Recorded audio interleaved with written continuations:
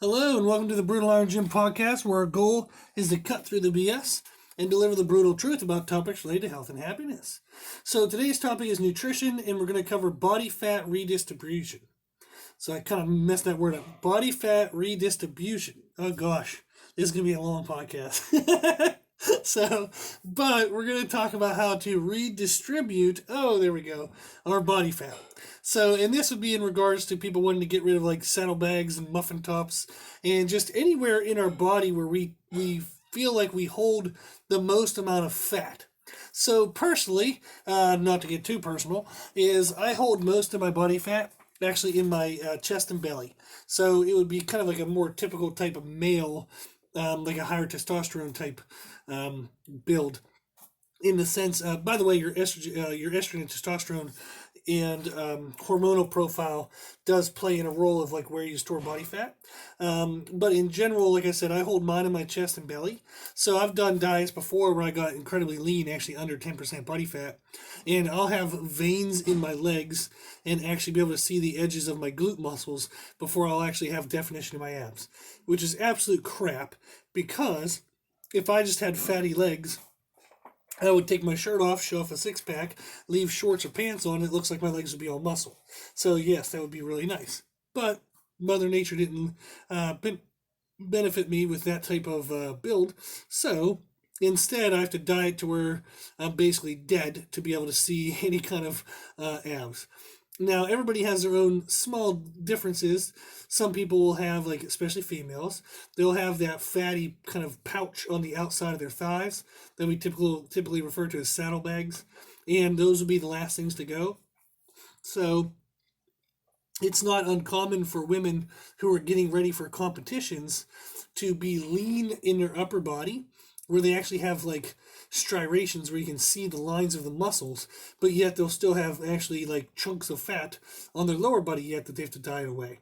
So when we lose body fat, we tend to lose it evenly throughout the body. Meaning if I lose a half inch on my thighs, I'm going to lose a half inch on my glute, a half inch on my belly, half inch on my shoulder. It's kind of like just an evenly taking it off. However, when we put body fat onto our body, when we store body fat, we do not store it evenly. And part of the reason why is we store body fat, which is saved calories, which our body then uses as like reserves or emergency energy. So anytime it feels like it's underfed for the activity it's doing, it will pick away at body fat for that emergency energy. However, when you do that, the body then values body fat and realizes, wow, if I have to use it all the time, I better store more. And then all of a sudden you end up storing more body fat. So that's why diets that are under calories, meaning the person eats too little of calories, they'll actually have a hard time losing weight because the body will continue to higher priority on the body fat. So, but that is what happens is we store body fat unevenly. We tend to store it in the middle of our body towards our organs. Now, yes, I understand your thighs aren't where organs are, but we're going to have fattier thighs and belly and butt than we would forearms or calves. So our body stores more towards the center of the body because that way it can redistribute that energy and kind of shift it around however it needs in an easier way. So just like we place things in our house most convenient to our location, that's what the body's doing as well. It's placing stored energy most convenient to where it would need it, which would be organs and major muscles. So when we want to redistribute our body fat, meaning we want to get rid of the spots that have the most fat, how do we do that? It actually can be done. There is no such thing as what's called spot reduction, meaning I want to lose just the fat over my abs, so therefore I'm going to do a bunch of crunches and eat a certain way or do a certain type of cardio, and I'm going to have six-pack abs, but I'm still going to have very fatty, glutes, very fatty thighs. I'm still going to have fat in other areas of my body that remains normal levels of fat, but this one spot is going to get rid of all of the fat. That doesn't happen. So you can't reduce fat just in one spot of the body, but not other spots of the body. So how can we then, over time, redistribute our body fat? In the sense of how do I get rid of saddlebags? How do I get rid of a muffin top? How do I get rid of fat over just my belly? That can be done, but it takes a lot of time, and it takes multiple diets. So I've done aesthetic competitions with clients where they go to like bikini, wellness, figure, women's physique, classic physique for men, men's physique, all that stuff, bodybuilding, and they'll do those aesthetic sports. I've helped people get pro cards in those sports, and I've helped multiple people do multiple shows where maybe I've worked with the same athlete and we've done 5 or 6 shows. And what you'll see is when people do diets correctly, and we're going to go through what I mean by that, and when they do diets that involve a fat loss, not just water weight loss, we're going to go through that. So when they do it that way, when they do it correctly and they get rid of actual fat, when they go back to regular living, okay, go back to regular eating, and we're going to cover that as well, they actually will have more evenly distributed body fat. So if somebody does a proper fat loss diet to the point where it actually builds their metabolism, and they're actually in a healthier state at the end of the diet than they are at the beginning, they'll actually redistribute their body fat when the body puts the fat back on.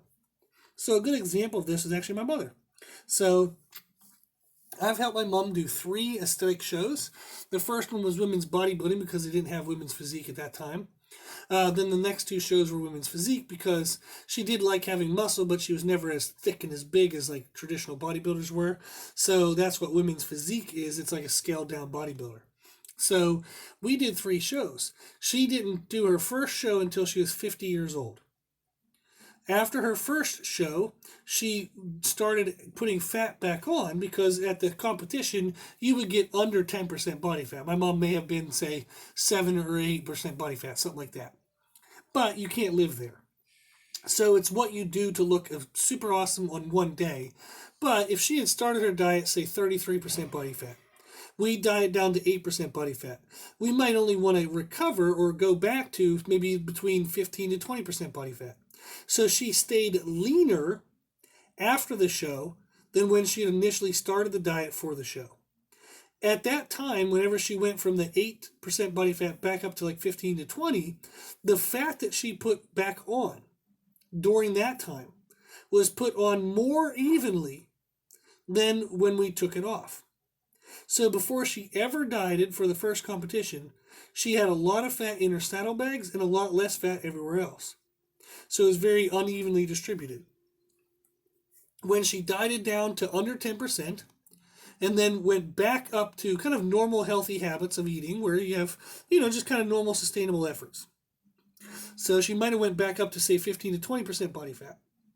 And the body fat gained at that time didn't go just back to her saddlebags.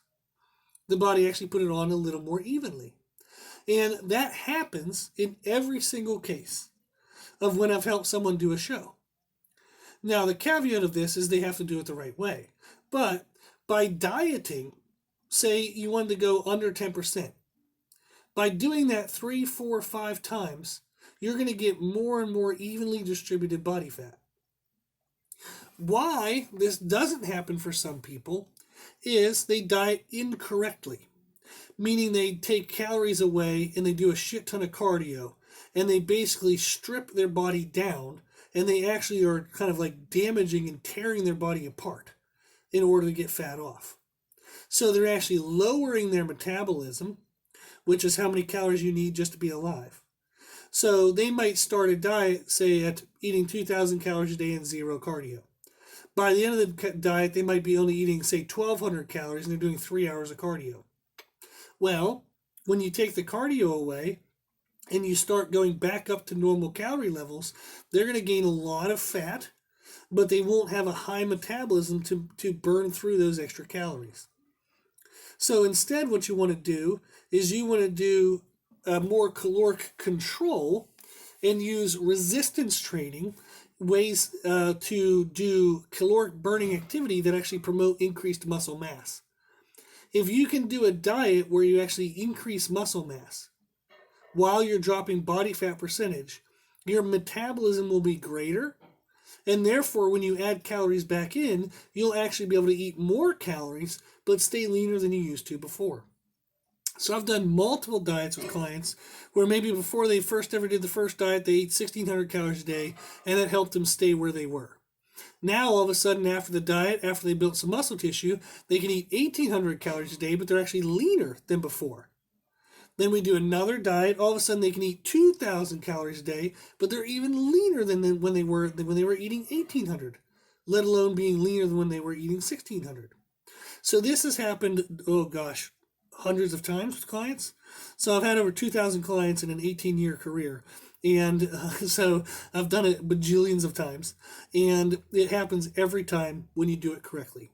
Meaning, when you do the dieting process where you don't completely cut down calories and jack up cardio, you just hold calories to a sustainable level with maybe a slight deficit, but then you do muscle building, muscle involved activities, okay?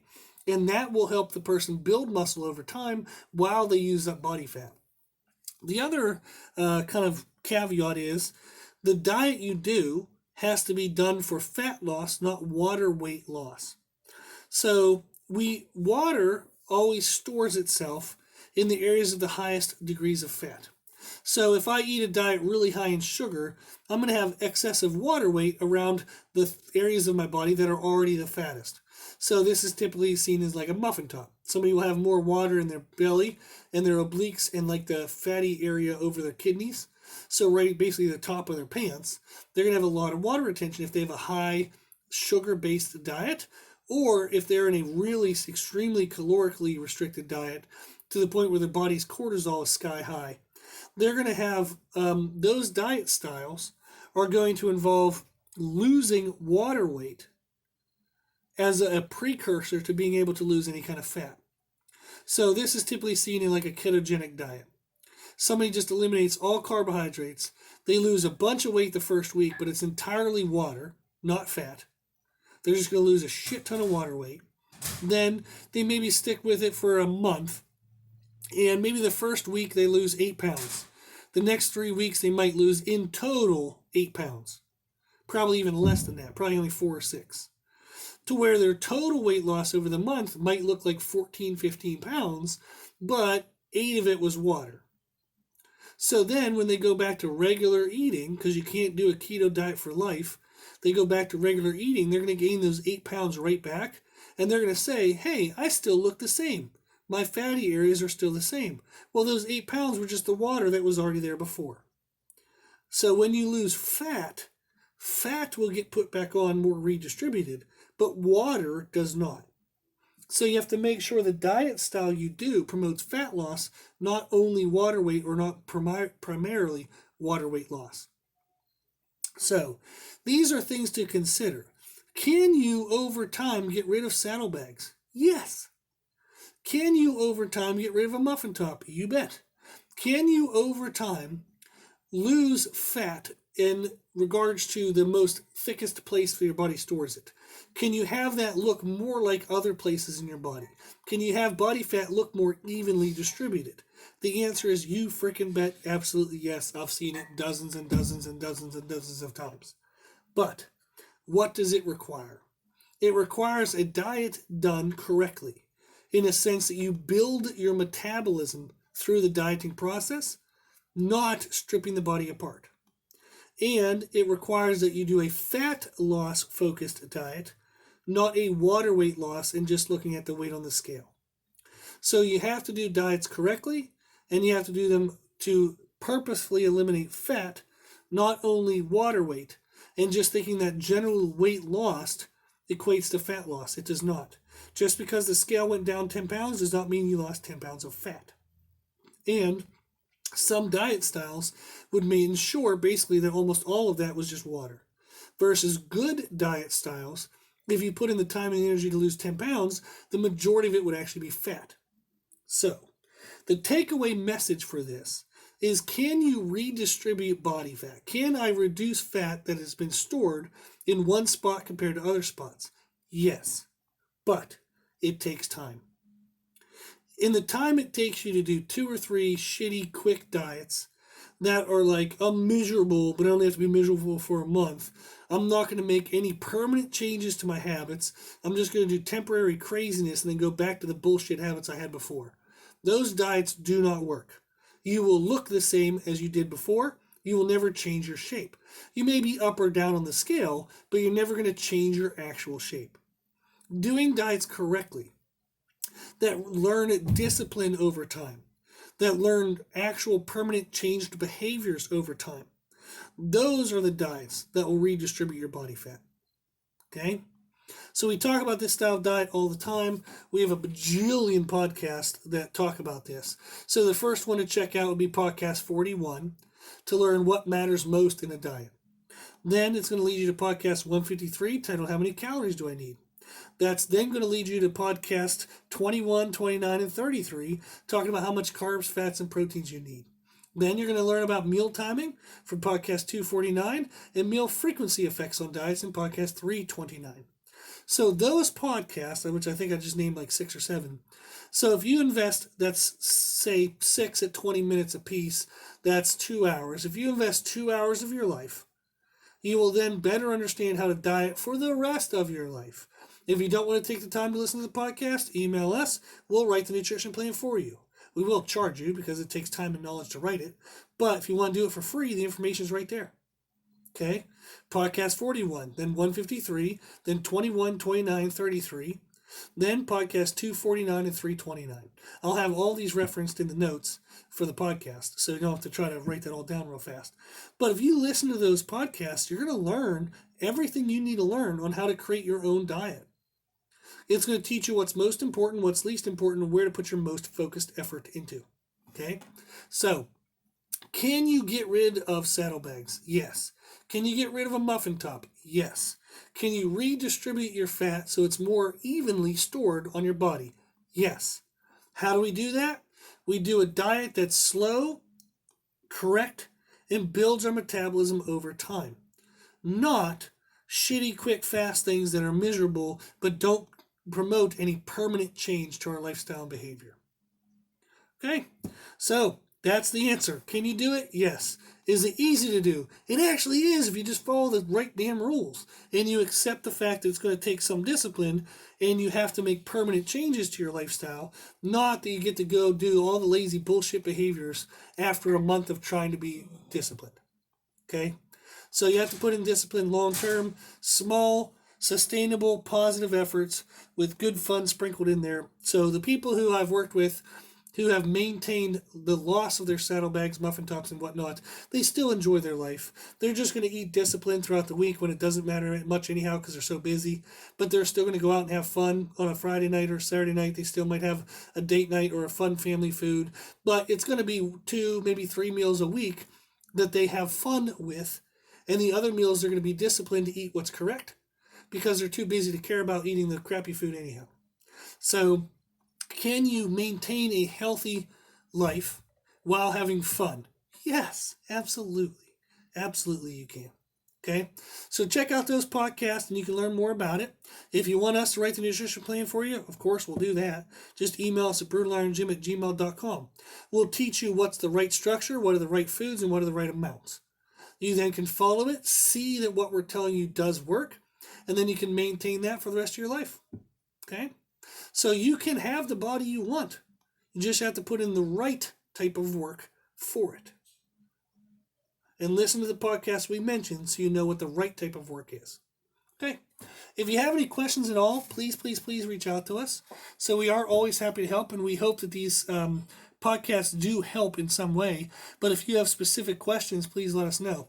So this podcast was actually brought up in a discussion with a listener.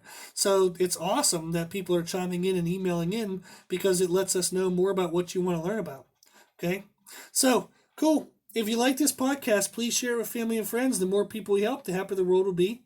Also, if you like this information, you can find more from us on Instagram, Facebook, and Twitter, Brutal Iron Gym. And if you have any questions, feedback, or suggestions, we'd love to hear from you. The podcast is for you, so we want to know what you want to learn about. You can tell us at our email at brutalirongym@gmail.com. As always, I hope this was helpful, and thank you for listening.